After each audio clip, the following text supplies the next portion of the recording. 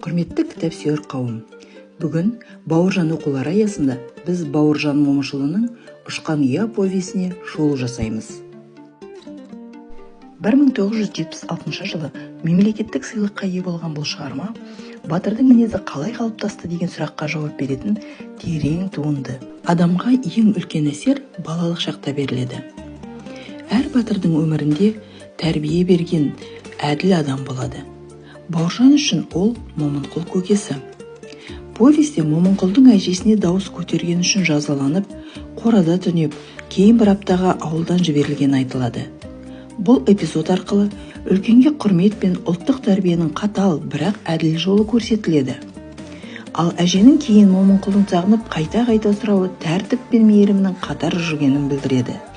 Ал шығарманың рухани өзегі қыз тумас әже.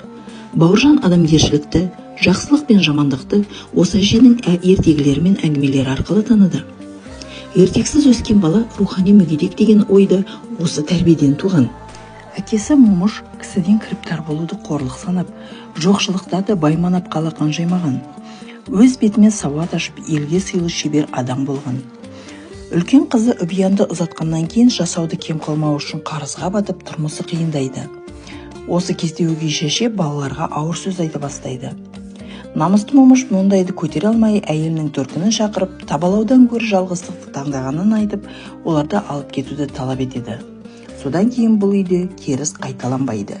Повестегі Запира, Аққұл, Айша тағдырлары арқылы әлеуметтік теңсіздік, қалың мал, ар мен намыс мәселесі терең ашылады.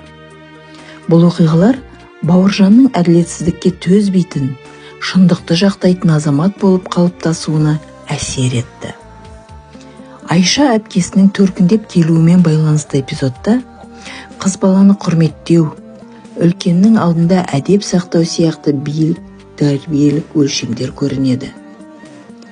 Ұшқан ұя 20 ғасыр басындағы қазақ тұрмысының энциклопедиясы ғана емес, батыр тұлғаның қалай қалыптасқанын көрсететін өмір сабағы. Кітапты оқыңыз, батырдың рухани тамырын таныңыз.